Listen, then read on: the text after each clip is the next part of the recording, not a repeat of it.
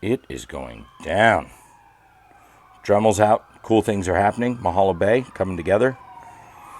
Sirens in the background letting me know I'm doing a good job. Yay for Timmy. Da na na na na na na na. Na na na na na na na na na na. And today is Magazine Monday. But before we get to that, Mahalo Bay's looking good. Been asked, Timmy, are you getting away from the HO scale modern 70s, 80s, 90s, early 2000s operation? No. Everything is going as planned, as far as I'm concerned, because there's no plan to do anything else but kick ass. So let's get over here while the sirens are going down to Magazine Monday. We have November of 1996. Good cover. East Coast. East Coast. Something else. NW2. I love this. Cato unit. Model Railroad Craftsman or Railroad Model Craftsman. But if you're dyslexic, Model Railroad Craftsman or Railroad Model Man Crafts. We got May of 95 and June of 95. Let's get into it. Here we go. Love it. Alco units leading the charge. Freelancing realistic paint schemes. And it's a good one, actually. There are some railroads out there that just have mastered the art of that. Case in point, the lead one, the Utah Belt Railway. Buy my stuff. Oh, this is neat. Super Bowl Express. Still got to get that episode out to you guys on Railroads Rock. We did a Super Bowl episode and has not come out yet. The famed, infamous John Gerdes did a little cameo on that podcast, and that will get out eventually. I make no promises on what day, but make promises that it will go. All right, let's keep going. River Rossi. Pullman. If you like my band, Pullman Standard, go check it out on YouTube's Cato. So we're at the point in history where Cato was putting out the Dash 9s. Great model. Still holds up to this day. You run that in the middle of a consist. You could use a 90s Cato model to fill out that consist. C44-9. I love these Alco units. Dependable workhorses. F units. Looking good. Let's go to the cover of this article. Evolving paint schemes on the Allegheny Lackawanna Southern. Or Lackawanna, however you want to pronounce it. Bay window caboose. This is a really cool paint scheme because you could see, obviously you have this deep forest green, or what I like to call a Hunt Club green. If you are a fan of Rust-Oleum, Hunt Club green is a very pronounced evergreen. I love it. And then the yellow accents. Oh my goodness. This is obviously the black, but still yellow accents. So they're keeping up with the theme. And then you have black with yellow accents. Love it. So getting into the article, it probably has something to do with that. But this says what freelancers should know about prototype paint schemes. And so obviously you see a lot of East Coast stuff from this time era being infused with pinstripes. Never discount the pinstripe. The pinstripe is an accent that is a chef's kiss on a paint scheme. And Santa Fe did that also with their war bonnet paint scheme, but also their freight paint scheme, not only on their F units, but later when they went still with that freight paint scheme on Jeep 35s, GP 35s, SD 45s, blah, blah, blah. You get the point. This one, Pennsylvania and Maryland Railroading. We're staying East Coast. Alco, PA, eventually went to GE. Actually, that looks like an FA. Yeah, it's an F unit. The little brother of the PAs. That's a great looking layout. Simple walk around wall layout. Staging yard or yard here. Another simple switching yard, and then I guess this would be the true staging yard. Put the locos and the freight on. Get it out on the layout. Something about a constant running layout. I love point to point as well. But a constant running layout is when you just walk into the train room and you're like, you turn the power on. Next thing you know, you got a train running and you could just watch it go around. The nice little roll by. You really see a sign of the times. The light bulb. If I had a light bulb that big sitting at a train station, I'd be like, something's wrong. I need to get out of here. But of the time, pretty micro-engineered. That's an incandescent bulb. Now with LEDs, ain't no thing. Ooh, gotta love that little walk along. Look at that. Doodle bug. You had all these generators, conditioners, blah, blah, blah, and it powered. I believe it was just the front trucks. Don't quote me on that. Great picture, though. Really repping. And then we go to my pièce de résistance. One of my favorite railroads is the Cat Mountain Railroad. Cat Mountain in Santa Fe. This is a GP35. Probably, let's look at the stanchions. Yeah, that's a Cato unit from back then, which was it still is, holds up to this day, a good Cato GP35. Looks great. That looks like an Athearn Blue Box or a Roundhouse. Maybe even an Accurail. Great article on ballasting, though. Yeah, there's a shot of it from the front. Yeah, GP35 doesn't have the air conditioner, so obviously late 70s. Looks like an Accurail or an Athearn that's been re-decaled to say Cat Mountain, but obviously CMSF, Cat Mountain in Santa Fe. Really cool. Love it. Just great looking railroading by Mr. Biaro, however you say his name. Trackside photos, looking good. East Coast coal, damn straight. Nice little Shea locomotive on this one. TNC, I don't know what we're doing, but somebody knows what they're doing. Attention to detail. What is this guy wearing? Looks like a catcher's mask. 2 on, 2 out. Bond's up to bat. Oh, struck the ball, girl. That was a line drive. Love this. Kind of old school traction electric. Mail car, delivered mail, cargo, whatnot. Maybe even females. All right, let's see here. That looks like N scale totally. Just from this caboose and the way the windows are. Love it, though. That looks damn good. Foliage looks good. That looks good. Oh, it's all so good. And we skip through the magazine. Advertisements. Small article. I love these things. CN's Turbo Train. And a zebra. And always love the Along the Line. We'll end with that. Dearborn Dreaming. We'll get back to it. Let's go to Railroad Model Craftsman. And we have, yet again, Alco FAs. The little brother of the PA. A lot of fun facts in that, but we did a episode where we talk about the PA, which had 3 axles on the front, 3 axles on the back, and only 2 of the axles were powered.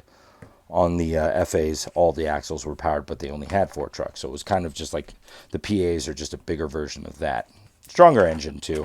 For all you people out there that know more about it, feel free to comment. Or don't comment. I don't give a shit. Maybe you're just here to watch me flip through a magazine. Steel car! An N scale? No shit. You definitely tell, though, these huge flanges. One thing about N-scale cars, you could still tell the era that they were made just by the wheels. Moving on. Buy my stuff, more stuff to buy. Lots of stuff, more stuff to buy. Let's get to an article. Nope, not yet. Look at that, Overland Models Big Boy in HO scales. Jeez, that would have cost an arm and a leg, probably weighed an arm and a leg. And more FAs. Here we go. L&E Interlude. A 15th anniversary tour of Jim Herzog's, or it's by Jim Herzog. Let's see here. Boop, boop, boop. Love that. Look at that. Trainmaster style, the Lehigh Valley. Gotta love that railroad. Such great pictures. East Coast modeling in the 50s was quite its own thing. There's a very unique look to anybody who models the 50s on the East Coast. A lot of green. A lot of green and a lot of granite. And darker rock colors. You know, like Gothic rock. Like 9 Inch Nails rock, mate. Listen to 9 Inch Nails. I hurt myself today. I wanna you like an animal. Which kind of looks like this. This layout is just a spaghetti bowl. That is spaghetti if I've ever seen spaghetti. Look at all those noodles. In and out and up and down. Kit bashing, the Automatic Heat Company. Really like this retro look of the building. You'll see a lot of this in the Midwest. But had very unique signage. Simple, but to the point. And at the time, obviously, because of lack of computer animated design, transferring that to an actual sign was something else. All right, moving on. You saw a lot of stuff like this. Just basic paint. Even the Western Metal Building at Petco Park in San Diego has that look, which I love, that throwback. CP rail, a lot of red with some zebra stripes. Look at this. But you got to love the way CP rail, just a very unique look. Then they went to the Pac-Man scheme, and then onwards and upwards. Very unique. And yet simple. Like, you know, a CP rail engine immediately because it's just that bright red with the simple white zebra striping on the nose and the back. Looks good, feels good.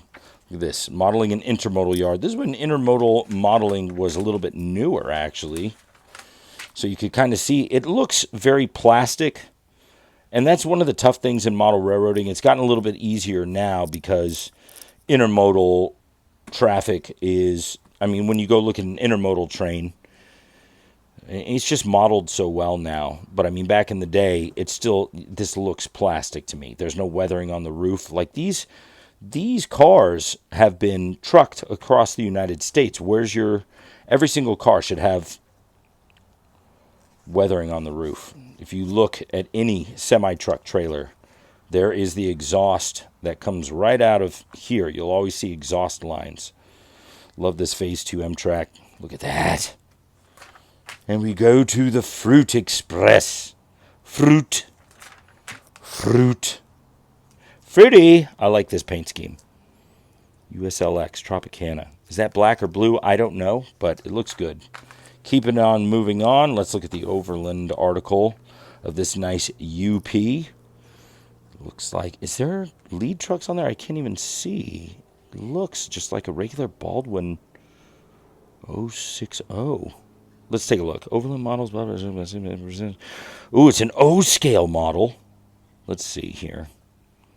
Oh, yeah, there it is. 060. Boom. So no leading trucks. Really cool switching unit. Love it. All right, finishing it off with an Athearn article behind the cover because this one's been ripped. Oh, well.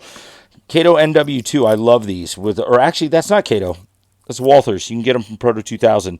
And it's, I don't even know. What is that? SW1, I think. And they had that little porch in front of the grill. Yeah. Love it. So let's take a look at that. I remember when these came out, I was like, man, I got to get me one of those. Fun fact about the Athearn GP60s, I think, you could look this up, it's like 13 or 14 scale inches shorter than the actual GP60s, and the fuel tank on the Santa Fe's should be shorter as well. Proto 2000 or Lifelike, Proto 2000 series, and Walthers now, when they did their version of the GP60, they actually had a fuel tank that was semi more correct, but nobody's ever actually hit one out of the park like Fox Valley models. Their GP60s are spot on and ready to rock. All right, we're going to make this one quick. Overland models, got to love the AC 4400 with the 3 inlets right there. CSX as well, and then the demonstrator. Looks so good.